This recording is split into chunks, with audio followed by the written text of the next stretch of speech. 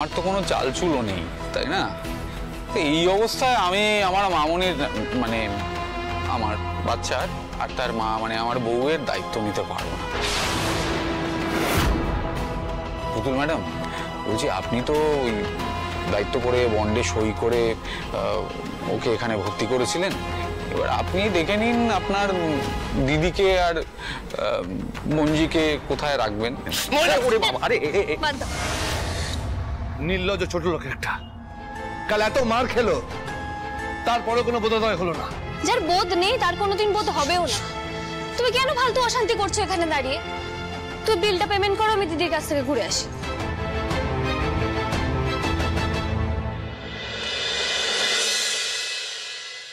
পুতুল নিয়ে আয়, সাবধানে নিয়ে আসবে। আয়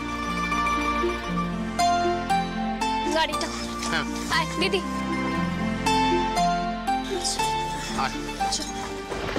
কি হলো, তুই আবার দাঁড়িয়ে পড়লি কেন? চল চল। পুতুল দাও আমাকে, বাচ্চাটাকে দাও, আমি আমি আমি নিতাম।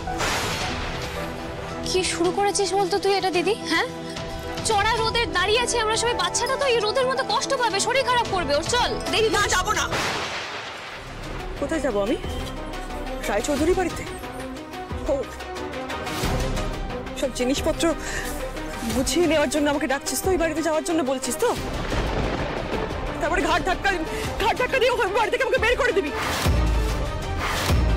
না না না, আর চড়া রোদ দেখাচ্ছিস তুই পুতুল? এত হাতিক্ষেতা করছিস কেন আমার মেয়েটাকে নিয়ে? মেয়েটাকে নিয়ে কোথাও যাওয়ার তো জায়গা নেই। প্রায় গাছতলা দাঁড়াতে হবে, নাহলে দরজা দরজা ভিক্ষে করতে হবে। আর আমি এইভাবে কিছুতেই বেঁচে থাকতে পারবো না বন্ধু। কি মুশকিল। বাচ্চাটাকে নিয়ে এভাবে দাঁড়িয়ে থাকো না, বলছি যে তুমি একটু শান্ত হও। হ্যাঁ, আগে বাড়ি চলো, তারপরে ভেবে দেখো। না, কিছু ভাবার নেই আমার। শোনো, আমার যা ভাবার ভাবা হয়ে গেছে। কি ভেবেছিস তুই শুনি বল দেখি? আমি চাই না আমার মেয়ে গাছতলায় থেকে রাস্তার ভিখারির মতন মানুষ হোক। তার থেকে ভালো আমি আর আমার মেয়ে দুজনেই মরে যাব। এইসব কি আজে বাজে কথা বলছিস বলতো তুই? অনেক হয়েছে, গাড়িটা উঠবি, চল। একদম ছবি না আমাকে। আমি যাবো না রায়চৌধুরী বাড়িতে। আমি আর আমার মেয়ে দুজনেই মরতে যাবো। কি পাগলামো করছিস বলতো তুই? না, পাগলামি করছি না আমি। দিদি পাগলামো করিস না, আগে আমার কথাটা শোন। শোন আমার কথাটা। কিছু শোনার নেই, শুনবো না আমি কিছু। কি শুনবো? এই পৃথিবীতে যে মায়ের কোথাও যাওয়ার জায়গা নেই, তার সন্তানের ওই পৃথিবীতে কোনো স্থান নেই। আমি আর আমার মেয়ে আজকে দুজনেই মরবো। আমরা চিরদিনের মতো পৃথিবী ছেড়ে চলে যাব। তখন দেখবি আমরাও মরে বাঁচবো, আর তোরাও আমাদের থেকে নিস্তার পাবি। চল করিস না, আমাকে করিস না। আমার লাগে না, আমার মাথা খারাপ হয়ে গেল। ধরো বিতল।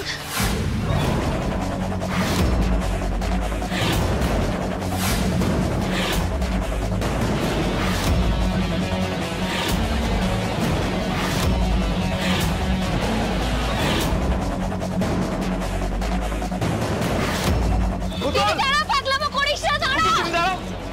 মিতল, মিতল।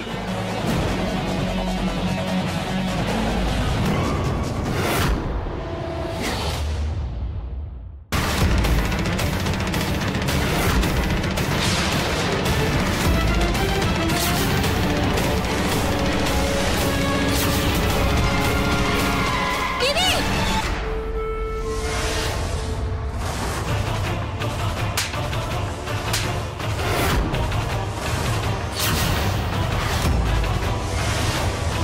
তোর লজ্জা করে না? হ্যাঁ, আরেকটু তো গাড়ির তলায় চলে আসতিস। একটু মায়া জানি তোর প্রাণে? নিজের বাচ্চাকে মেরে ফেলতে যাচ্ছিলিস? হ্যাঁ, আমি মা হয়ে নিজের মেয়েকে মেরে ফেলতে চেয়েছিলাম। কেন আটকালি তুই আমাকে? কেন আটকালি?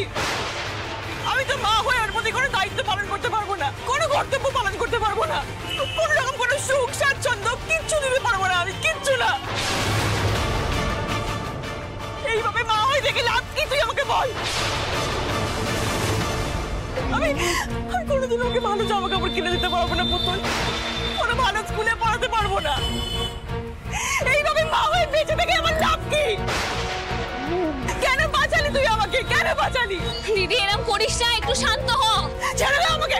আমি বাঁচতে চাই না, আমি মরতে চাই। দিদি শান্ত হ। উনি সুসাইড করতে যাচ্ছিলেন, পাগলের মতো ছুটে আসছিলেন, গন্ডগোলের কাজ মনে হচ্ছে।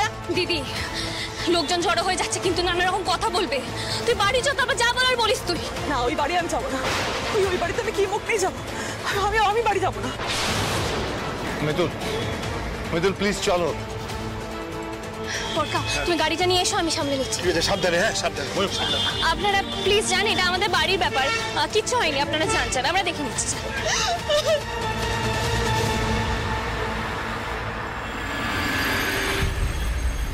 তোমার কি হয়েছে বাবা?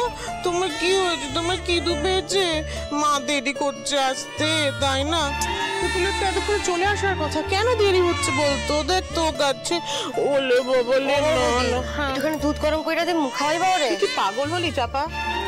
নিজে একটা ছেলের মা হয়ে বোকা বোকা কথা বলছে। এইটুকু বাচ্চাকে তোলা খাওয়ানো যায় রে?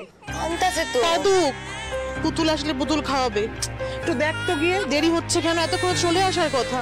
মাঠান এই চলে আসে। আয় আয় আয়, দেখ মেয়েটা কাঁদছে। আয় তাড়াতাড়ি আয়, দেখ তোর নাম নিচ্ছিলাম এতক্ষণে। এই তো আমরা চলে এসেছি।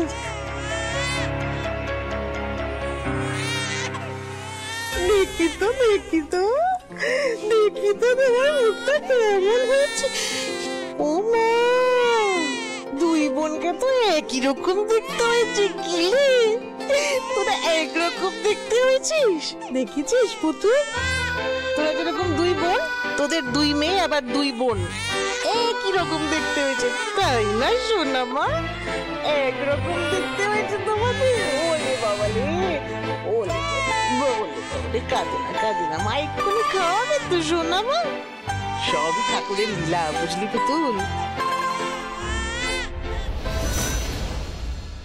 কি হয়েছে মিতুল? কি হয়েছে? নতুন মেয়ের মায়ের মুখটা এরকম শুকনো শুকনো কেন? মা আসলে দিদির একটু ধকল হয়েছে তো, তাই আর কি। ধকল হয়েছে মানে? বলছি সব পরে চাপা দিয়ে একটু জল নিয়ে এসো না। বসো দিদি, দিদি, ওকে বসা বসা বস। তুই একটু খাওয়াবি না? হ্যাঁ কাঁদছে। বলে বলে বলে বাবা, মা এক্ষুনি খাওয়াবি। তোমার একটা বোন এসেছে না? চাপা দিয়ে জলটা আনো।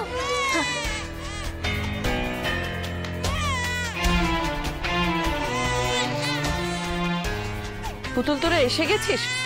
ওমা, এই তো পুতুলের বাচ্চা। বাহ, খুব সুন্দর, খুব সুন্দর হয়েছে। পুতুল, তোমাকে একটা কথা বলি।